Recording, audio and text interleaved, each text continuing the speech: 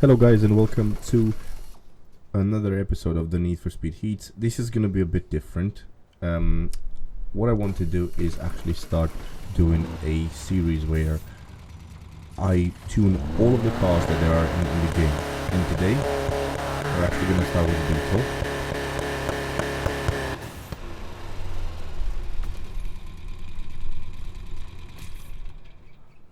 We're going to start with the exhaust, as you heard probably. Now we're gonna put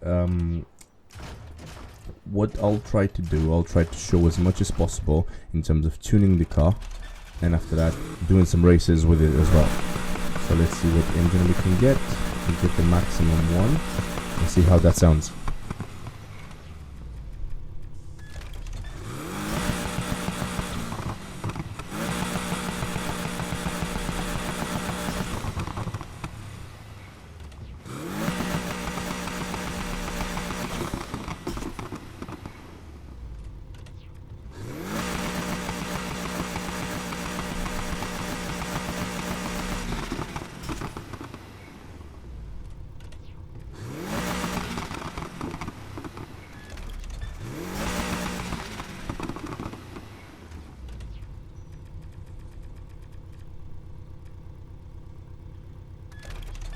Okay, so that's with the engine. As you can see, in terms of the parts of the ultimate parts or the ultimate plus parts, I don't have all of them yet. I've been grinding a lot and I still need to work a little bit on that, but I will show you, and hopefully I'll be able to do that in the next couple of days and get all of the ultimate plus parts. And that will give us a better idea of how these cars actually can get to the highest level and what we can do with them. But here I'm just tuning a bit to get the car in a better shape, and hopefully this car will be actually good, because as far as I can remember, last year it was really good in the game.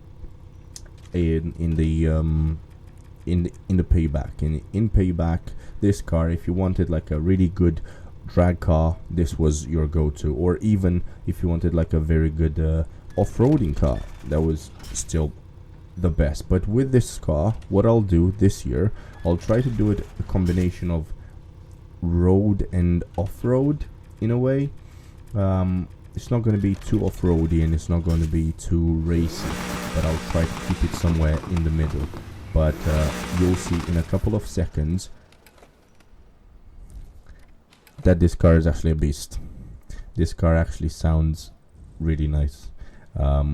You wouldn't expect this from a Beetle so old and everything, but it's just amazing. Here I'm choosing a decal. I didn't actually know what I was gonna go for, so I was just browsing to see on the community what sort of people are going for, and so on and so on. But with me trying to do this kind of a challenge where I get all 133 cars from the game and tune them and see which one is best and which one is not as good and stuff like that, I had to do something that I don't normally do. I had to use the money glitch. The money glitch that probably you've heard of, and many people do it, and I'll just try to get as much money as possible because I'll need it. There are 133 cars, guys, so I'll need as much money as possible. That's why at the moment you can see that my balance is actually at 3 million. I'm trying to get that, to use that kind of money to do all of the other cars. Now it's going to be a bit difficult and it's going to take me a long time to do so, but hopefully I will be able to get there, and hopefully you'll be able to enjoy. I think it's something interesting to do each and every single car in the game, because people don't go for all the cars that they are in the game. They go for some, and for me that's a bit, I understand it, that you're going for your FXXKs or your, I don't know, your RSRs, but to me I thought to myself, what would be interesting and what would I like to watch someone do? And I said, what if I go for some unpopular cars? What if I go for the cars that not a lot of people go for normally? And I said, okay, let's start creating this. It's gonna take me a long time.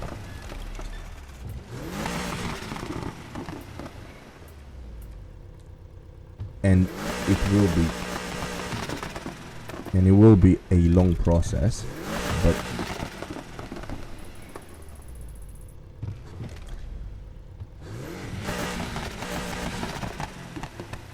this is something that I actually enjoy, even though it's going to be long, even if it's going to be taking me a long time to do. Now, here, as you can see, I'm just tuning a bit the car, trying to get the best possible way that I can play with this car, due to the fact that it's not actually a race or an off-road car. And I said, okay, what will look the best in terms of a combination of the two, and that's what I did. We're just going to be doing a bit of tuning here and there. And I actually like the extremely wide body of this car. I don't know why, it's just, I love it. It just makes it like it's much more sturdier, and it's a little bit more secure on the road when you're trying to drift it, maybe, or something like that. Now we're going through these here. I understand that this part can be a bit boring, and I have to agree with all of you guys saying this.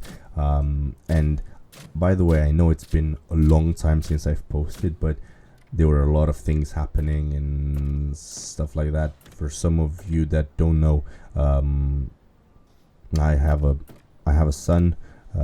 He's like 4 or 5 months old, so it's still new to me and to my wife, and we're still getting to that point and trying to learn him.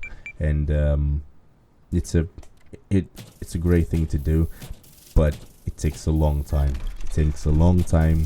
And it takes time to actually do this kind of stuff. So I'll try to do as much as possible, and I'll try to upload as much as possible. And what I'll do from now on, I'll be starting with all of these cars. So for instance, today is going to be the Beetle.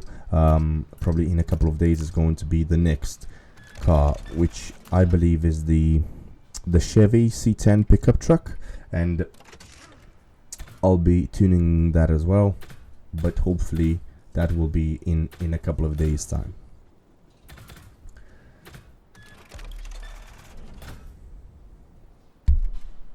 Now, what I would appreciate is if you guys could tell me what you would do with this type of build, and what sort of cars you want to see, what sort of builds you want to see. If you want a certain car to be a road car, or if you want a certain car to be an off-road car, or I don't know, maybe a drift car or something like that. I'm really interested to see what you guys would actually go for, because what I think it's unique about these Need for Speed games are the level of tuning that you can actually do, and how people can do different things to the same car. And there, some of the things that I'm seeing even online, it just blows my mind, because I would have never thought of them, to be honest.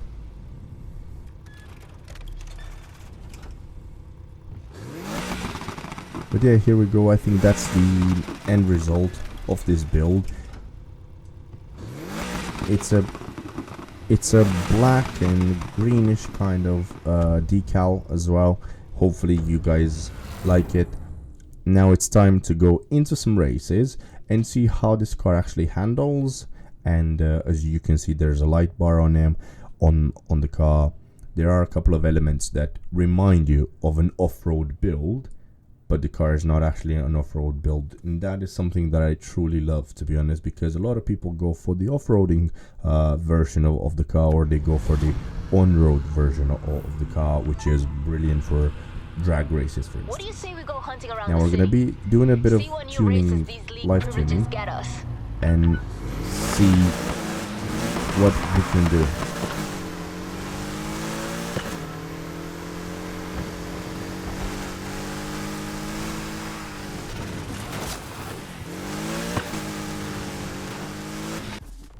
From the beginning, I can tell you that this car feels quick, okay? So this car feels extremely quick. So there is only one race that I can actually choose to go for. And of course, that was the race in the arena, in the NASCAR kind of stuff. Now here we are, we're at the arena, and we'll try to get this car into this race and see how it actually goes, because I know that I've done the Golf, the Mark 1 Golf in this race, and the Mark 1 Golf felt extremely quick, and it really surprised me, because that type of car is not the type of car that a lot of people go for. But I said, let me try it, and it was really quick, really quick. Now here we go. Let's see how we do in this race.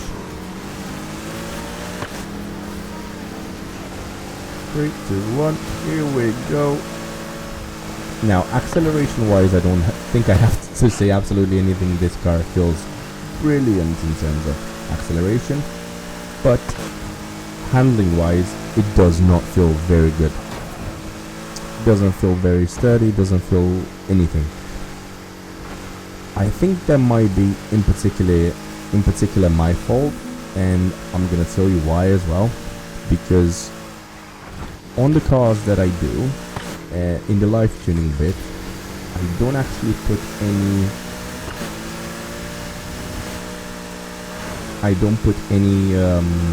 downforce. I leave the downforce as low, because I'm trying to get as much speed from each and every car. Okay, so for me, I think that's one mistake that I did, and I have to be completely honest, I didn't realize this until just now that I'm watching the recording and that I'm actually going through these types of on videos. Now I will be trying to put as much downforce as possible. I know that brings the top speed down by quite a bit, but I will try to get it down to see how I can go about my business, and how the cars actually benefit from that kind of downforce as well. As I said, I know it brings the top speed down, but at the same time, it's a really good thing, because you do have a bit of stability when you're trying to handle the car, because the car that handles rubbishly but at the same time is really quick, to me it's not very good, to be honest. But yeah, here we are, we're almost at the end of the race, and as you can see, I'm just destroying them. I'm lapping the guy that it was in 5th position, and to me that's a good result. All right, so that's that. We're all done with the first race. Now I will be doing another race to see how this car can get better, and to see how good this car actually is. Okay, now actually no, I'm actually going to be doing this drift event to see how this car would handle if it was a drift car. Not the best in terms of, but again, this is not a drift build.